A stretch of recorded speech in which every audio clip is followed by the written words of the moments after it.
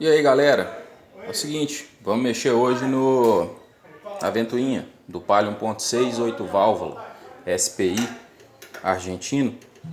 Porém eu acredito que essa ventoinha é a mesma dos motores nacionais 1.0 MPI, Fire e os demais Palios G1, ok?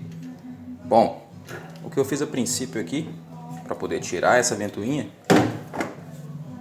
é remover o reservatório de água, né? São presos por dois parafusos aqui. Se eu não me engano, parafusos.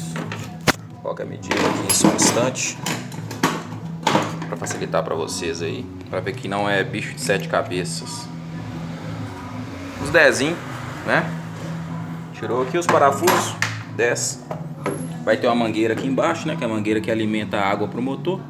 Simplesmente afrouxa a dobradiça aqui, ó. Beleza. Jogou pro lado do reservatório. Aqui ele vai encaixado. A base do reservatório vai encaixado aqui, ó, no pé da carcaça da ventoinha. Vai puxar pra frente, tirou. Ok. Na ventoinha, vocês estão vendo aqui, ó. Isso aqui já é ela. A minha tá barulhando demais. Tá a ponto de travar. Vou tentar recuperar ela. Tem um parafuso 8 aqui. Outro parafuso 8 aqui. E um outro 8, não sei se a câmera vai pegar, aqui perto do cebolão, ó. Tá vendo ele aqui, ó? Não vou dar um zoom aqui porque eu tô sozinho, é complicado. Então é isso aí. Por enquanto eu tô retirando aqui a ventoinha. Vou interromper aqui e mais pra frente eu adiciono mais um pedaço no vídeo.